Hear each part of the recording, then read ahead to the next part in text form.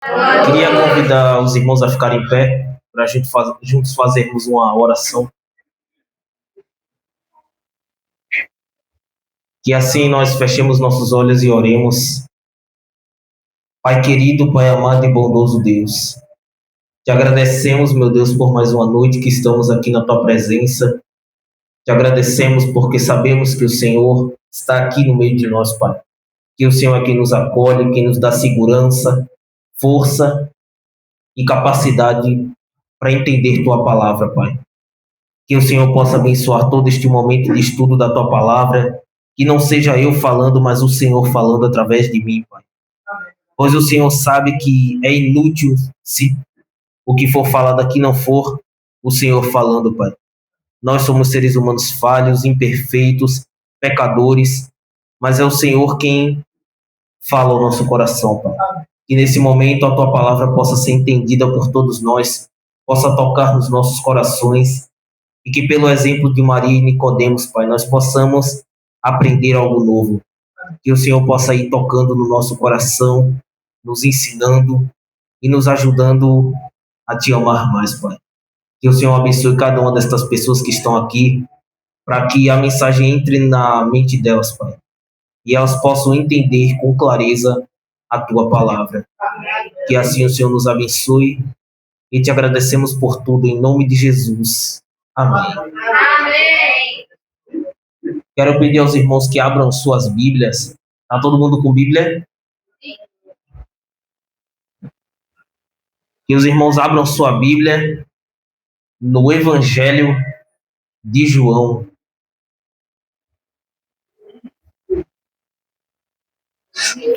Como os irmãos sabem, durante essa semana nós temos estudado os temas da semana do Calvário, ou seja, o que está registrado nos 4 evangelhos sobre o Calvário. João capítulo 19. Todo ano a Igreja Adventista ela faz essa semana onde se estudam os temas do Calvário. E na semana do ano de 2026, a gente teve uma forma diferenciada que é o estudo de pessoas que participaram da última semana de Jesus Cristo. Entre elas Judas, Pedro, Simão, Pilatos, Caifás, Anás e todos aqueles que participaram dos últimos momentos de Jesus. Só que hoje a gente vai falar também de 2 pessoas que também foram muito importantes, mesmo sendo citado tão poucas vezes. Sendo essas Maria, mãe de Jesus, e Nicodemos. Nicodemos, ele aparece na Bíblia umas 3 ou 4 vezes, apenas no Evangelho de João. E Maria, mãe de Jesus, apesar de ser tão conhecida, ela quase não é citada na Bíblia, com citações raras e com poucas partes que falem sobre Maria. Os irmãos já abriram em João 19? Amém? Amém? Amém. Muito bem. Vamos fazer outra oração agora que a palavra de Deus está aberta. Assim nós oremos. Pai querido e Pai amado Deus, te agradecemos por nesse momento podermos estudar a tua palavra, Pai. Por podermos viver em um lugar livre, onde ainda temos a oportunidade de ter Bíblias, de estar em uma igreja, Pai. Sabemos que muitos dos nossos irmãos não têm esse privilégio. Que o Senhor possa abençoar para que a nossa mente não esteja focada em pensamentos vãos, mas nos pensamentos da tua palavra, Senhor. Que a nossa mente esteja focada em aprender e colocar em prática aquilo que aprendemos na tua palavra. Que o Senhor fale ao nosso coração nesta noite. Em nome de Jesus. Amém. Amém. Então, vamos ler aqui em João 19, o verso 15 ao 27.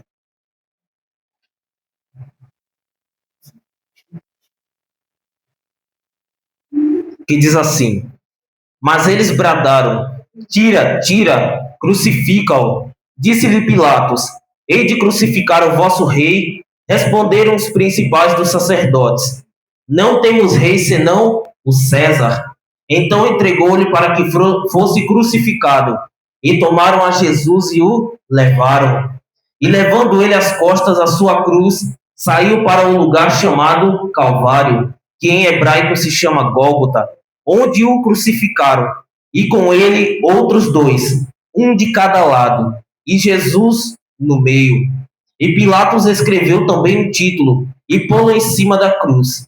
E nele estava escrito: Jesus Nazareno, Rei dos Judeus. E muitos dos judeus leram este título, porque o lugar onde Jesus estava crucificado era próximo da cidade, e estava escrito em hebraico, grego e latim. Diziam, pois, os principais sacerdotes dos judeus a Pilatos: não escreva Rei dos Judeus, mas que ele disse: sou o Rei dos Judeus. Respondeu Pilatos: o que escrevi, escrevi. Tendo, pois, os soldados crucificado a Jesus, tomaram as suas vestes e fizeram 4 partes para cada soldado, uma parte e também a túnica. A túnica, porém, tecida de alto a baixo, não tinha costura.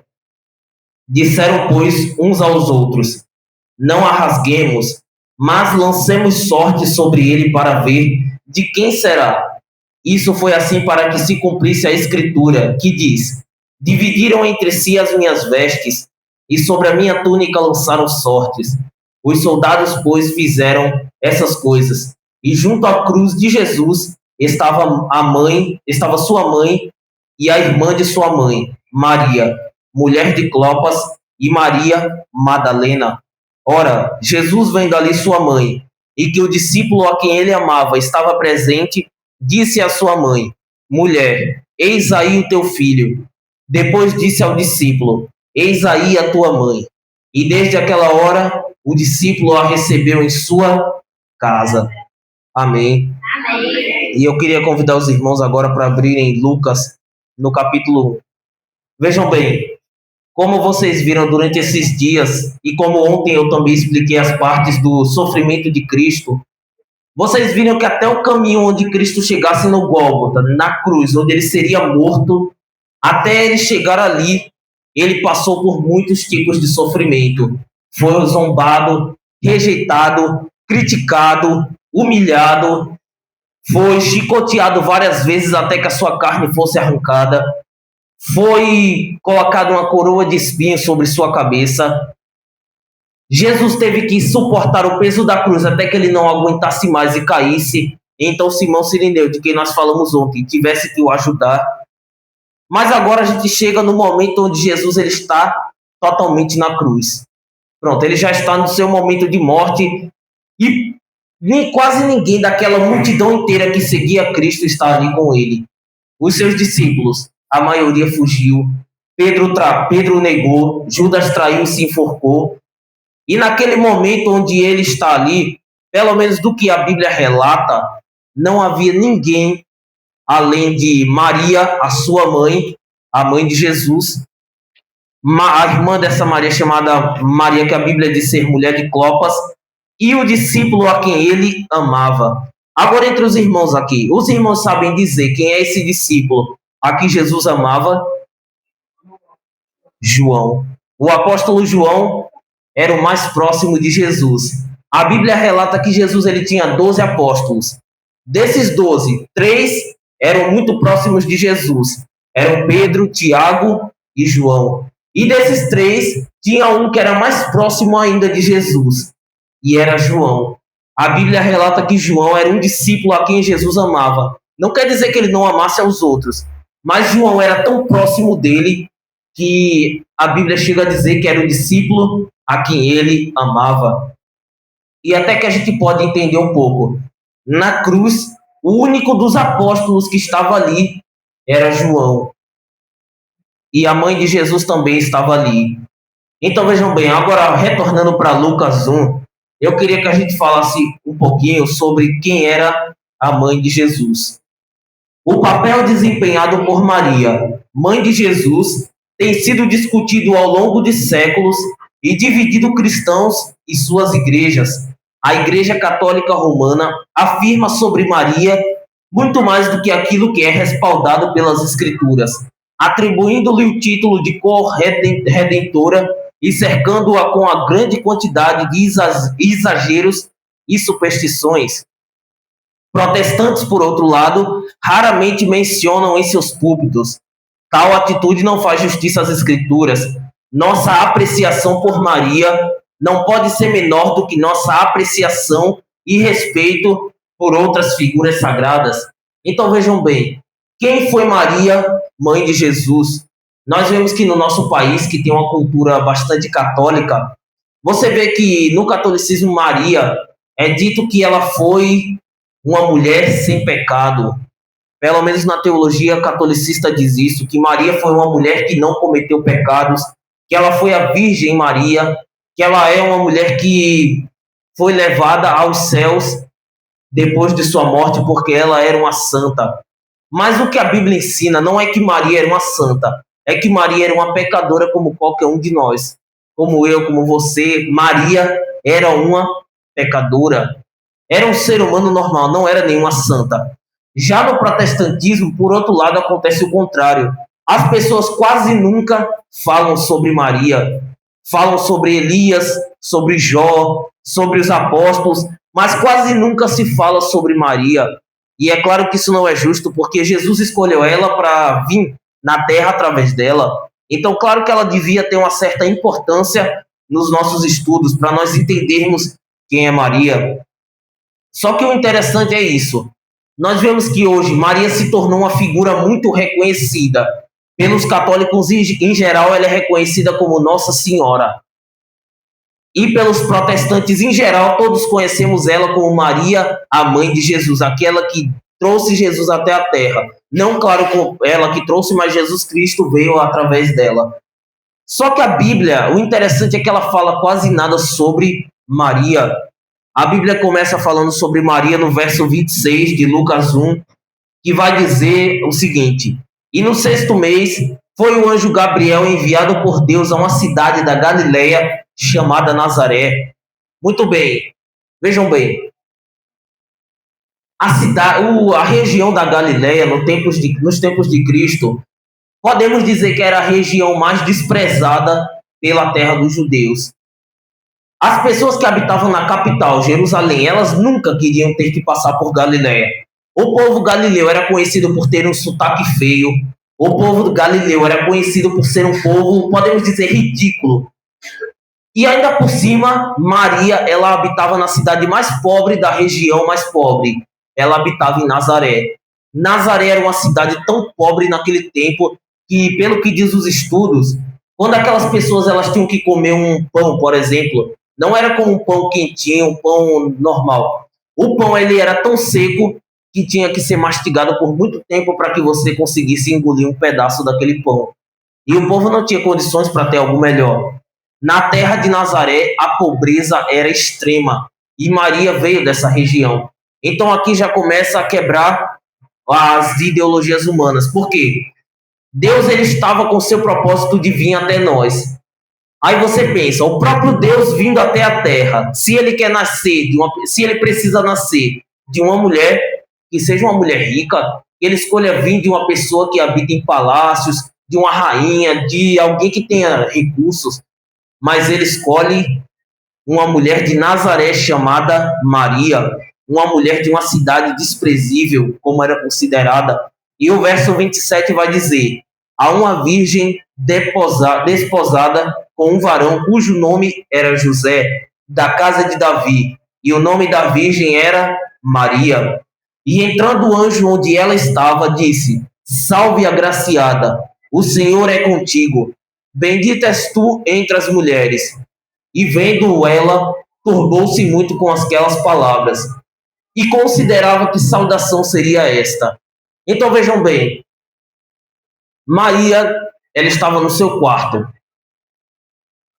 em altas horas da noite, quando de repente ela começa, talvez ela estivesse já perto de dormir, ela começa a sentir um arrepio pelo seu corpo.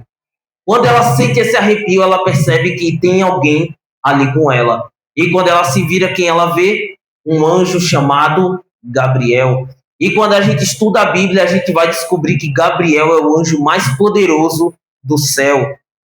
E Deus envia Gabriel até Maria. E Gabriel ele começa falando, salve agraciada, o Senhor é contigo, bendita és tu entre as mulheres. Mas quem é que de repente, no meio da noite, você vê um anjo na sua frente? Quem é que fica calmo numa situação dessa? quando de repente você está calmo, você já está para dormir, e de repente aparece um ser sobrenatural na sua frente. Ninguém ficaria calmo na hora dessa. A gente ia ficar com medo. Certamente é um ser, um anjo ali na nossa frente. Quem que ia ter calma nesse momento? Só que Maria já mostra a diferença de Maria para provavelmente outras mulheres de sua época. Maria, ela não se desespera. Maria, diz aqui a Bíblia, ela considerava que saudação seria esta. Então aqui a gente aprende algo sobre Maria. Ela era uma mulher que refletia muito. Quando ela ouviu as palavras do anjo, ela passou a refletir e considerar que saudação seria esta. Ao ver um anjo na nossa frente, a certeza é que a gente tremeria de medo. Porque quando a Bíblia vai falar em outras passagens de pessoas que viram anjos, a Bíblia vai dizer que eles tremeram de medo. Mas Maria, ela não tremeu de medo logo dessa forma. Ela passou a meditar nas palavras do anjo. O que queria dizer o anjo ao dizer que ela era agraciada e bendita entre as mulheres? E o verso 30 diz: Disse-lhe então o anjo: Maria, não temas, porque achastes graça diante de Deus. E eis que em teu ventre conceberás, e dará à luz a um filho, e por-lhe-ás o nome de Jesus. Este será um grande, e será chamado Filho do Altíssimo. E o Senhor seu Deus lhe dará o trono de Davi, seu pai, e reinará eternamente na casa de Jacó, e o seu reino não terá fim. E disse Maria ao anjo: Como se fará isto, visto que não conheço o varão?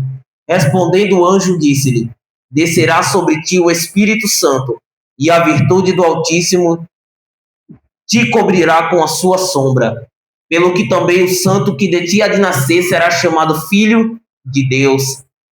E eis que também Isabel, tua prima, concebeu filho em sua velhice, e é este o 6º mês para aquela que era chamada estéril, porque para Deus nada é impossível. Disse então Maria: Eis aqui a serva do Senhor, cumpra-se em mim segundo a tua palavra. E o anjo se ausentou dela. Então vejam bem, eu até falei ontem que Lucas, ele era um evangelista que ele procurava dizer muito em poucas palavras. Lucas, ele não procurava fazer uma descrição longa sobre o que estava acontecendo.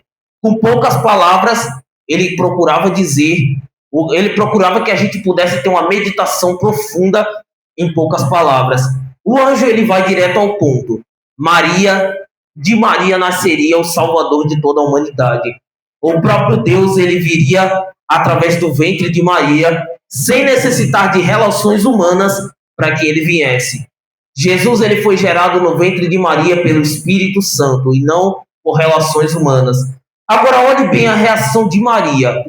Se Cristo chegasse em qualquer outra pessoa e dissesse, em qualquer outra mulher, e dissesse que o Salvador teria que vir através dessa pessoa, nascendo dela, certamente, sendo uma pessoa da idade de Maria, ela não ia ter aceitado. Por quê? Uma mulher naquele tempo que ficasse grávida sem que tivesse sido com seu marido, ela era apedrejada, caso de adultério. Agora imagine Maria, de repente, de uma noite para outra, foi gerado no seu ventre um bebê.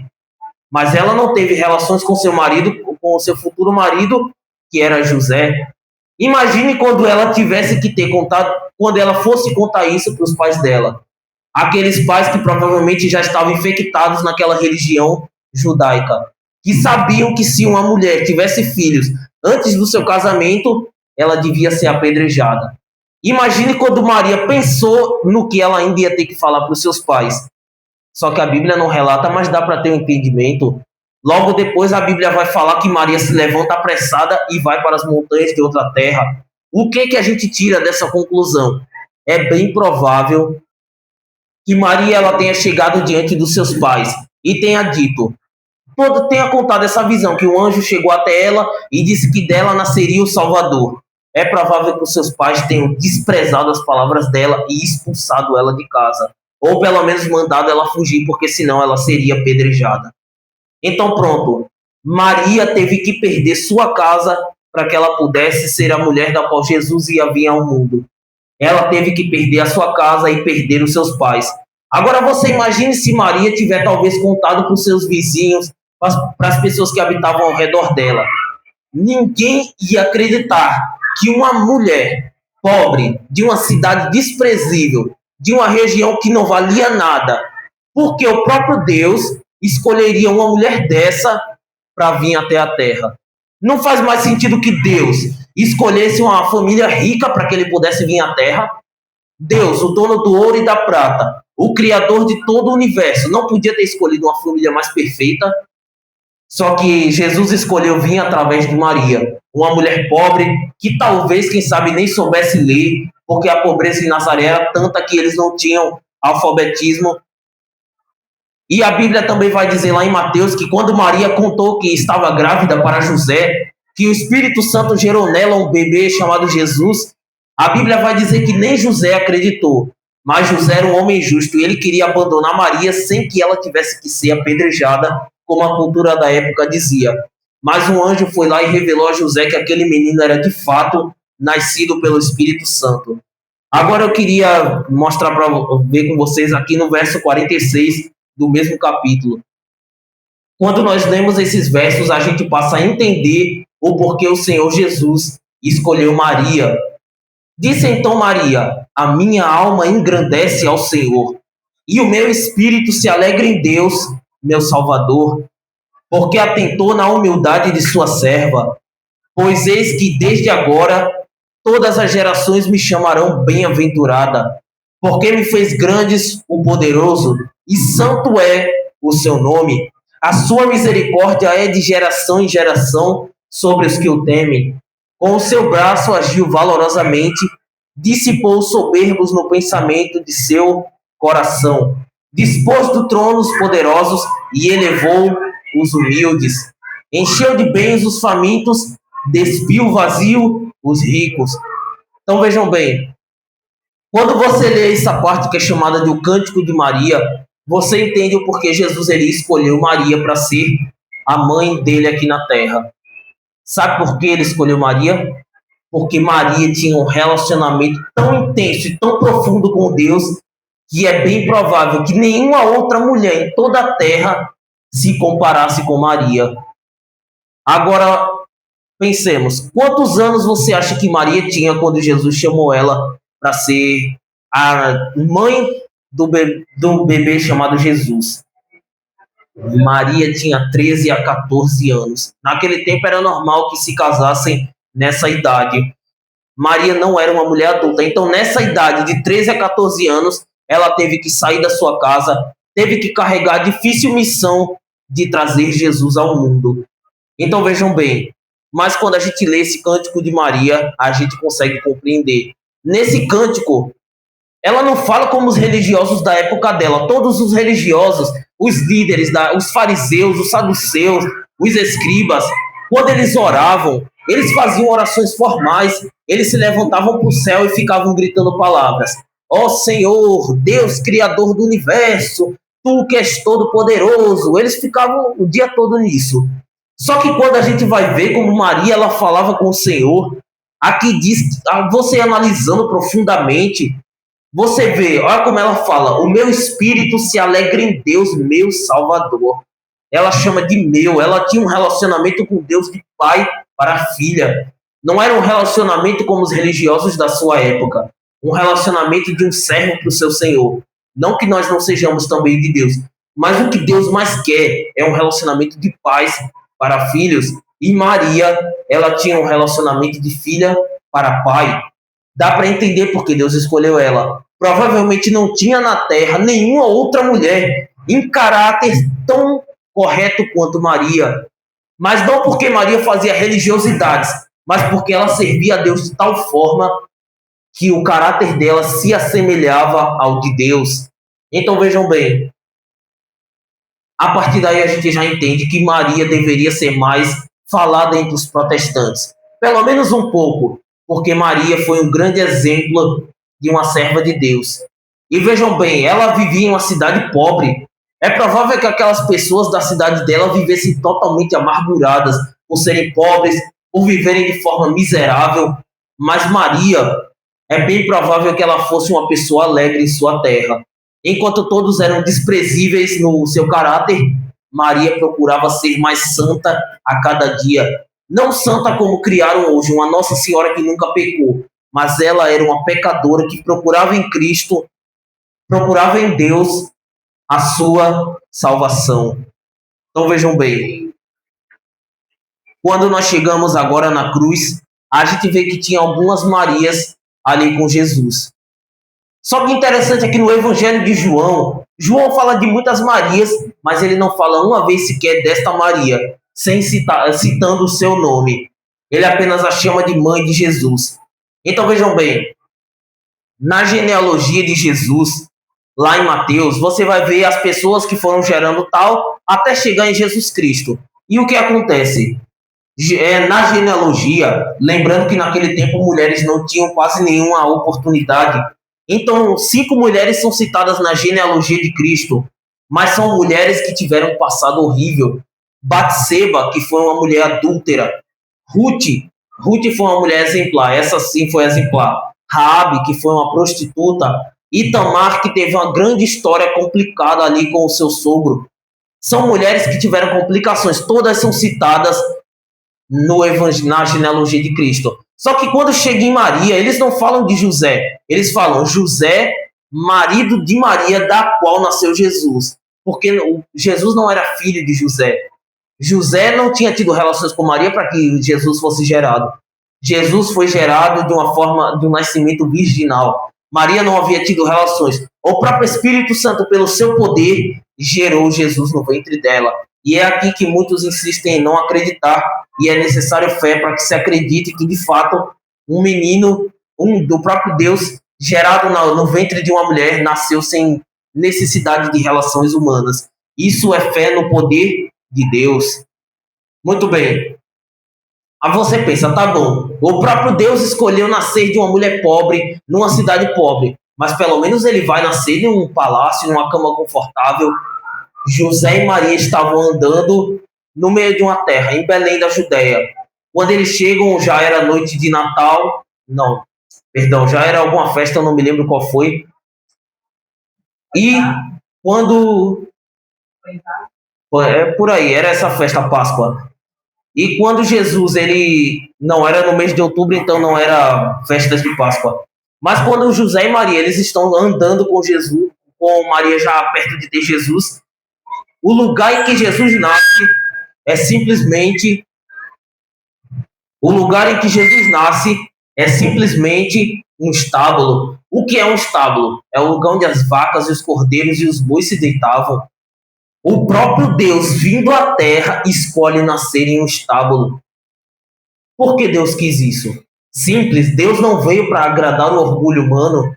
O orgulho humano pensa, eu, sendo uma pessoa importante, eu iria escolher as melhores casas, eu iria escolher as melhores de tudo que eu pudesse ter. Mas Jesus, ele nasceu de um estábulo. Ele veio através de uma mulher pobre, na cidade mais pobre, porque Cristo não queria mostrar que o seu reino não é dessa terra. Jesus queria mostrar que as riquezas que ele veio trazer ao ser humano não são riquezas terrenas, são riquezas eternas. Então veja bem, você pode imaginar que a vida de Maria a partir daquele dia foi muito difícil. Maria, ela teve que educar Jesus, mesmo ele sendo Deus, ele se rebaixou a tal ponto que ele se deixou ser educado por Maria. Maria talvez tenha pensado em desistir, Maria talvez tenha sido rejeitada, criticada, zombada, passada por momentos em que ela queria desistir daquela missão. Só que o que acontece? Ao mesmo tempo em que ela via em Jesus um filho que ela tinha que criar, ela sabia muito bem que ele era o seu Salvador. Ela não sabia que Jesus iria ter que morrer em uma cruz. Ninguém entendia o que ele faria isso. Mas ela sabia que, de alguma forma, Jesus era o seu Salvador. E agora, queria que os irmãos voltassem para João 19, onde nós vemos agora Maria como sendo uma das únicas pessoas que estavam naquela cruz. Jesus, ele está ali com os pés e as mãos totalmente pregados, com o corpo totalmente dilacerado, com o rosto tão desfigurado que Isaías diz que ele já nem parecia mais ser humano. E naquele momento, você imagine, sendo você que estivesse naquela cruz, você que estivesse sofrendo, Você que estivesse ali com aquela dor quase insuportável, você teria tempo para pensar no seu próximo? Tudo que importaria para a gente é o nosso sofrimento. Eu estou sofrendo aqui, para que eu vou me importar com a pessoa que está aqui na minha frente? Porque isso é o que a gente faz. Quando a gente começa a sofrer, a gente começa a querer que só o nosso problema tenha razão. O problema do outro já não importa, ou a aflição do meu irmão passa a não importar. Só o que eu estou passando. É humano, a gente faz isso. Quando um sofrimento nos aperta, a gente pensa somente em nós mesmos. Mas Jesus, ele quebra esse paradigma humano. Olhe bem o que ele faz. Quando ele está ali na cruz, no auge do seu sofrimento, sofrendo tanto, ele ainda tem espaço para pensar na sua mãe. E eu não sei se vocês se lembram daquilo que eu disse ontem. Para que uma pessoa ela pudesse morrer em uma cruz como essa, os pés da pessoa não ficavam aqui retos. Os pés eram entortados para o lado, o que ocasionava que a pessoa ficava sem respiração.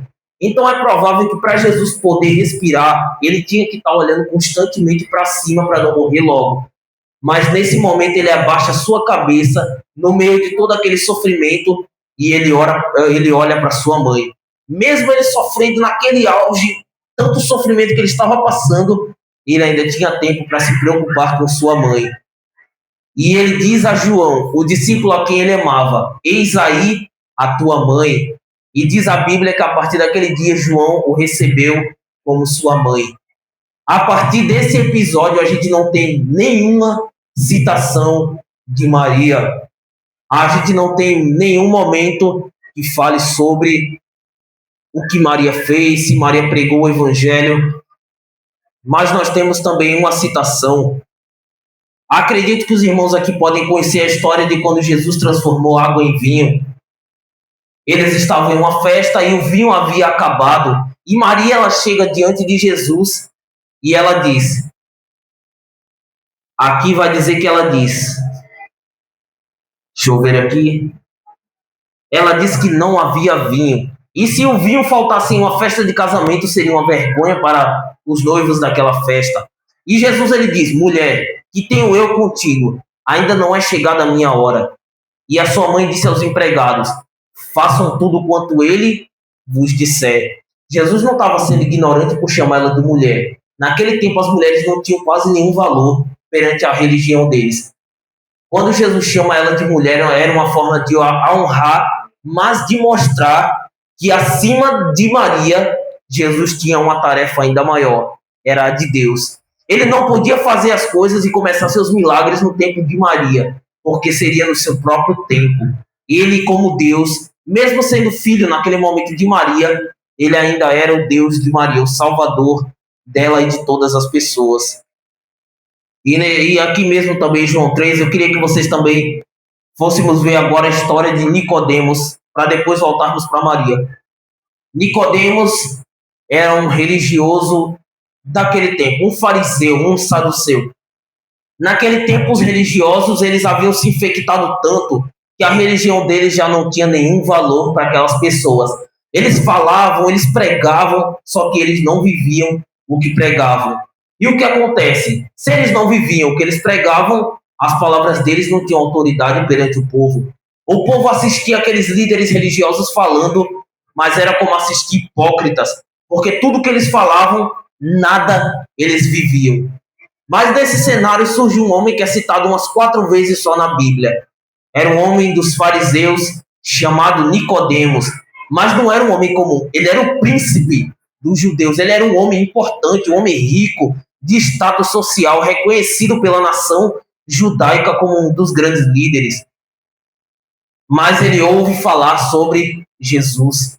De alguma forma, ele ouve que um homem chamado Jesus operava milagres, que um homem chamado Jesus ensinava diferente de todos os líderes, porque a Bíblia diz que Jesus ele ensinava tendo autoridade, e não como os líderes hipócritas daquela época. Nicodemos, para que o povo não visse ele se encontrando com Jesus, ele marca um encontro à noite com Cristo, onde ninguém poderia os ver. E ele chega diante de Jesus e ele pergunta, ele começa falando, mestre, bem sabemos que és mestre vindo de Deus, porque ninguém pode fazer estes sinais que tu fazes se Deus não for com ele. Então você lembra até que eu falei ontem que Jesus, de alguma forma, ele conseguia incomodar todos os corações. Só o fato de Jesus existir, de Jesus estar ali no meio do povo, isso incomodava. Ninguém conseguia passar sem perceber o fato desse homem chamado Jesus. De alguma forma, todo o coração era incomodado por ele. E Nicodemos não foi diferente. Nicodemos foi incomodado por essa pessoa chamada Jesus. E ele pergunta: mestre, eu vi o que o Senhor fez. Eu ouvi sobre o que o Senhor fez.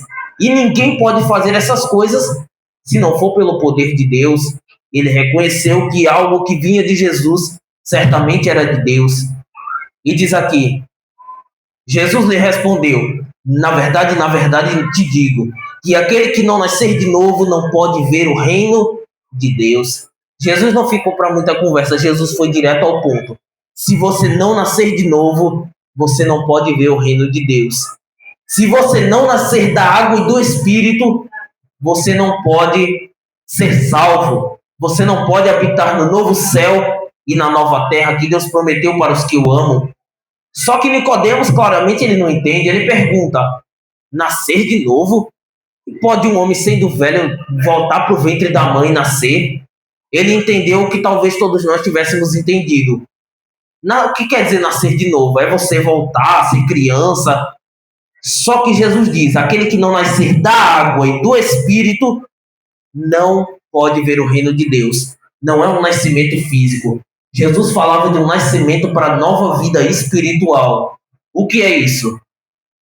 Se eu vivo em pecado, se eu tenho uma vida afastada de Deus, eu já não tenho uma vida viva com Ele. A partir do momento que eu faço o ritual do batismo nas águas, quando a gente emerge naquelas águas e sobe novamente, ali a velha criatura morreu e a nova criatura subiu. Você, a partir do momento que se batiza nas águas, se torna uma nova criatura. Você se torna uma nova pessoa. E o que é que acontece? O que quer dizer, então, nascer do Espírito? A partir do momento que você é batizado nas águas, o Espírito Santo desce sobre você e ele que vai guiar você a continuar entendendo a Bíblia, a continuar se firmando para viver nele. Muitas pessoas falam que amam a Deus mesmo sem o servir. E a verdade é que não amam, porque aquele que ama a Deus tem que ter recebido o Espírito Santo. E o Espírito Santo é batizado naqueles que se tornaram novas pessoas. Através do batismo, se tornam novas pessoas, pessoas transformadas e restauradas. E foi isso que Jesus ele falou para Nicodemos, que Nicodemos ele tinha que deixar aquela religião hipócrita que ele tinha. Nicodemos era um mestre religioso, ele ensinava, ele pregava, e mesmo assim Jesus, olhando para ele, disse que ele tinha que nascer de novo. Ou seja, pode ser um pastor, pode ser um grande evangelista, pode ser um pregador do tipo que for. Se não tiver nascido de novo, Cristo manda que vá nascer de novo para poder entrar no reino de Deus. E a Bíblia diz que naquele grande dia muitos vão chegar diante de Deus. Mas, Senhor, nós não expulsamos demônios em teu nome, nós não pregávamos, não abrimos tantas igrejas, nós não demos tantos estudos bíblicos, a gente não fez tudo o que o Senhor tinha mandado fazer. E Jesus vai olhar para essas pessoas e vai dizer: apartai-vos de mim, vocês que praticam a iniquidade, porque eu não vos conheço. E estar em uma igreja, ser um pastor, ser um pregador, ser um cantor, ser o que for, se não tiver nascido de novo, não vai entrar no céu. E se alguém se batizou, mas não se entregou de verdade a Cristo, aquilo foi um banho de piscina, porque batismo não foi não. Se a gente vai até o batismo sem o desejo de se entregar realmente a Cristo, aquilo vira um banho de piscina, você só foi molhado, mas o Espírito Santo não entrou em você. O verdadeiro nascimento de novo, ele acontece quando você, além de batizado nas águas, recebe o Espírito Santo de Deus no seu coração. E ele passa a guiar a sua vida. A Bíblia, e Jesus diz o seguinte para Nicodemos: quando o Filho do Homem for levantado da terra, vai ser como Moisés levantando a serpente. Se vocês forem estudar lá no Antigo Testamento, vocês vão ver que houve um tempo em que o povo de Israel estava ferido com feridas mortais. Então Deus mandou que Moisés levantasse uma serpente de bronze. E quando Moisés ele levanta essa serpente, todo mundo que olhava para a serpente era curado da sua doença. O que Cristo estava querendo dizer?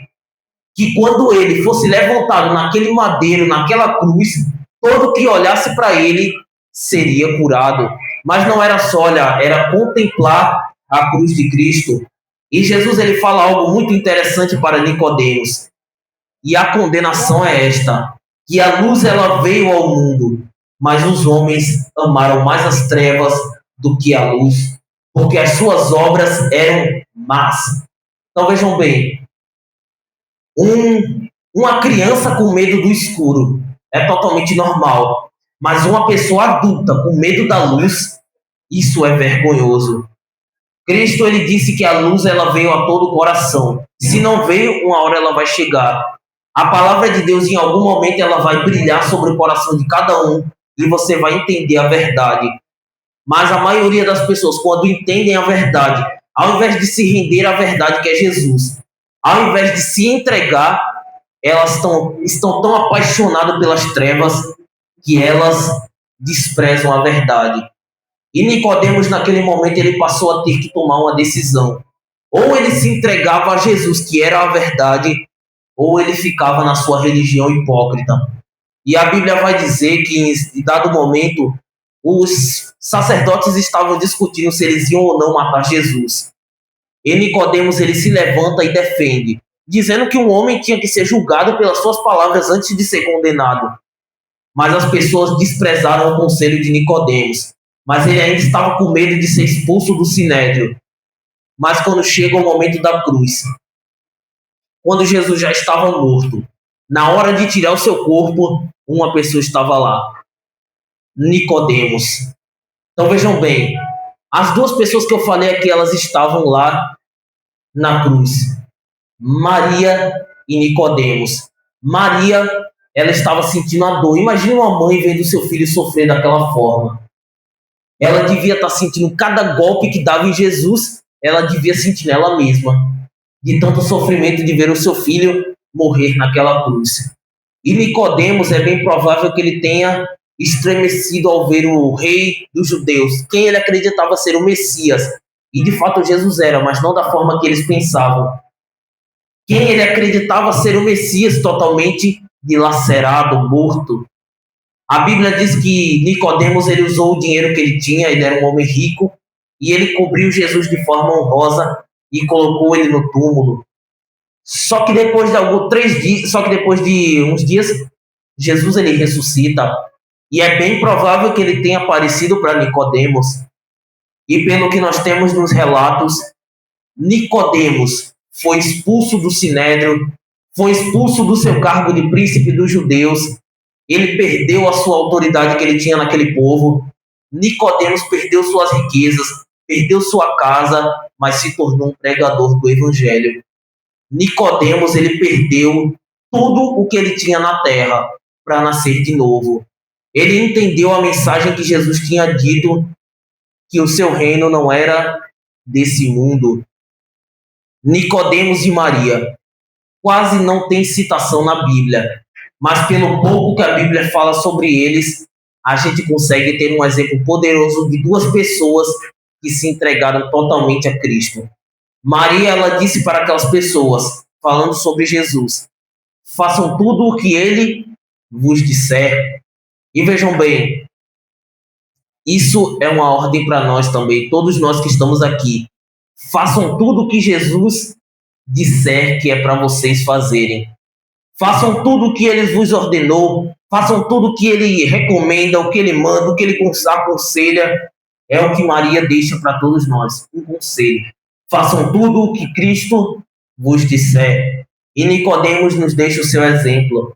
Ele já era um líder religioso daquela época, um dos mais importantes. Ele tinha poder, ele tinha status, ele tinha tudo o que o mundo poderia oferecer. Ele já era um homem formado na vida. Só que mesmo assim ele permanecia vazio no seu coração. Então, talvez você pode pensar, eu não sou feliz hoje porque eu não tenho o carro dos sonhos. Eu não sou feliz porque eu não tenho a moto dos sonhos. Eu não sou feliz porque eu sou pobre, eu não sou rico. A felicidade, ela não depende dessas coisas materiais. Nicodemos tinha riquezas, tinha poder, era reconhecido, e mesmo assim o coração de Nicodemos permanecia vazio. Mas quando ele encontrou a Cristo, ele encontrou o único que podia preencher o seu coração. Toda aquela amargura que Nicodemos tinha, toda a tristeza, toda a religião fingida que ele tinha, saiu quando Jesus entrou no seu coração. Quando ele passou a seguir a Jesus, ele provavelmente não tinha mais casa, não tinha mais riqueza, mas ele agora tinha o coração preenchido. Ele perdeu as suas riquezas terrenas, mas ele ganhou uma muito maior, que foi as riquezas eternas. Essa é a diferença que quase ninguém entende.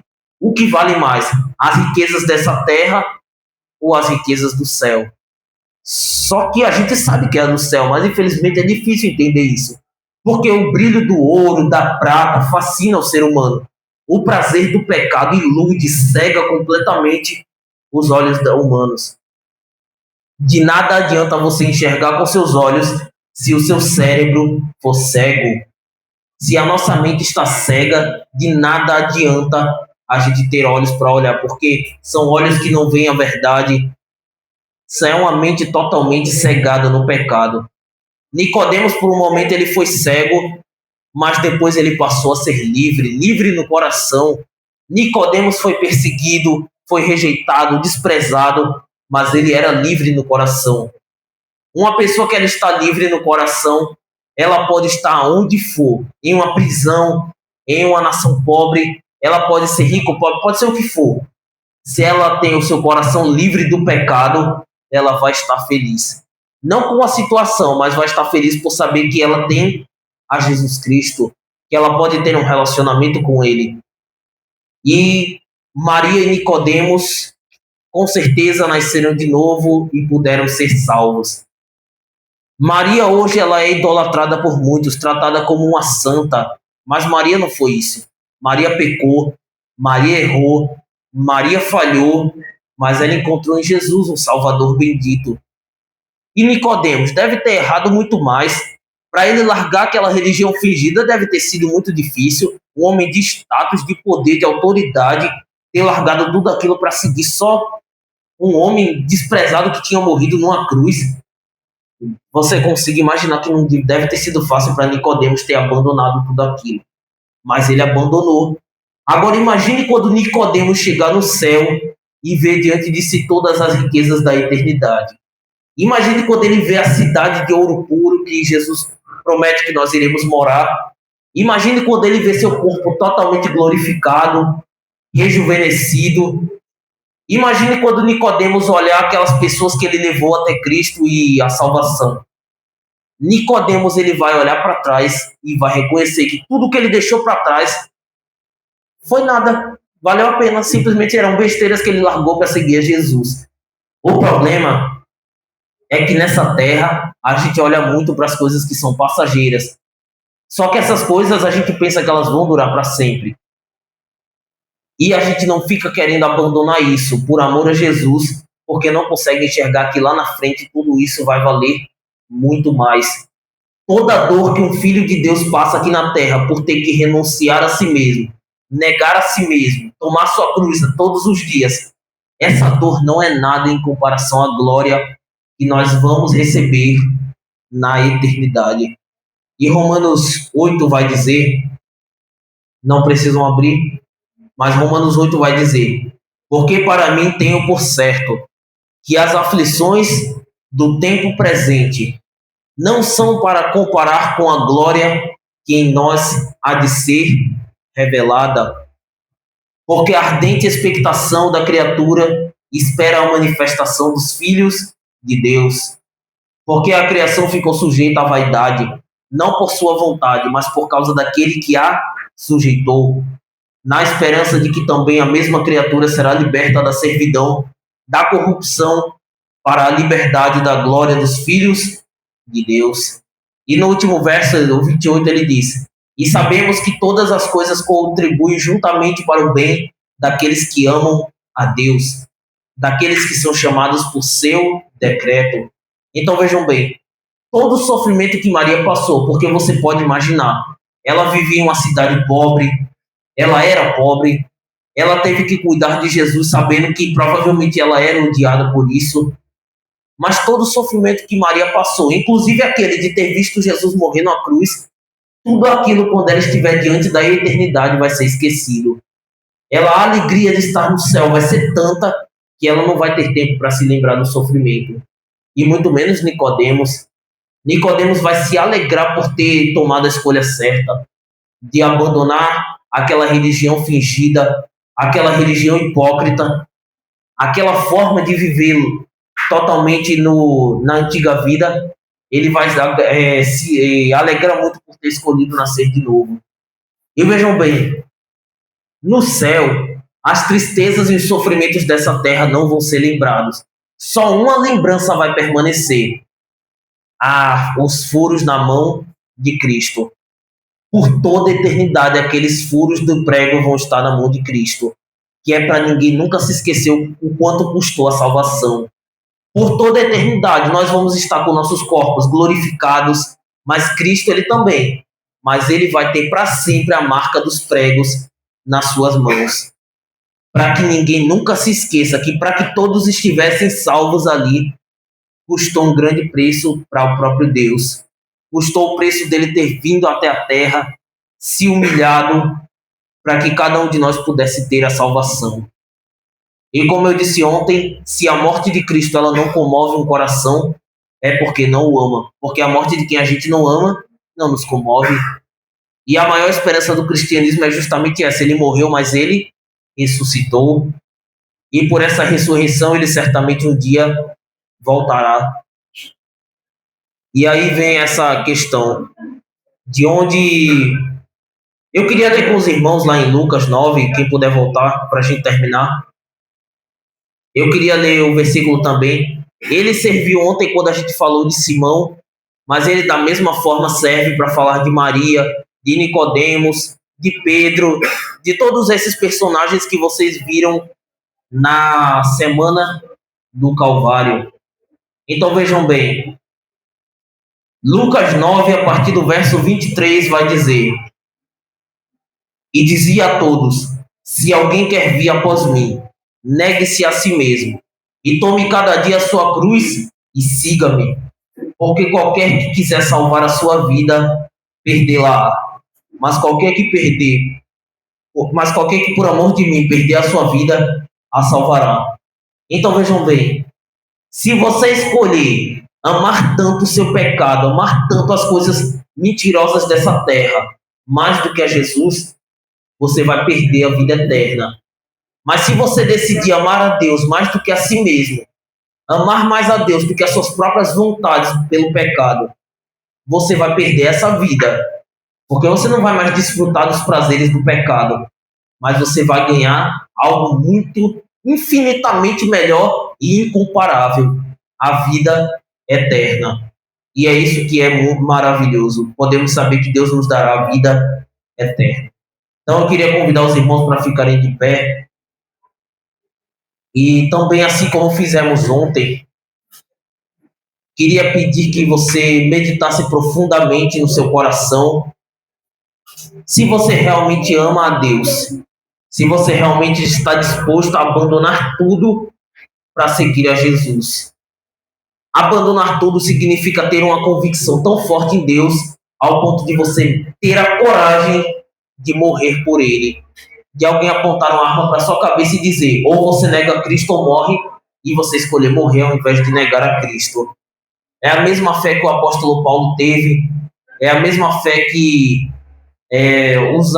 todos os outros apóstolos tiveram de morrer por Cristo. Então, nesse momento, eu queria que você pudesse orar junto comigo e fazer a sua oração pessoal para Deus.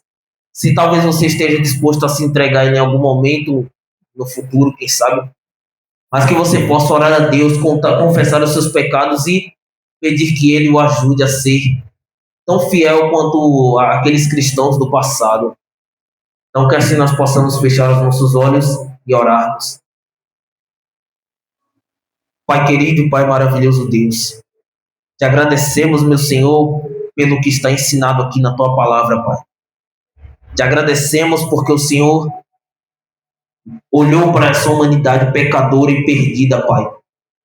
E um dia, nas decisões do Senhor, o Senhor decidiu que viria a esta terra morrer por nós, Pai. E te agradecemos por todo o sofrimento que o Senhor passou durante os seus 33 anos de vida nesta terra, Pai.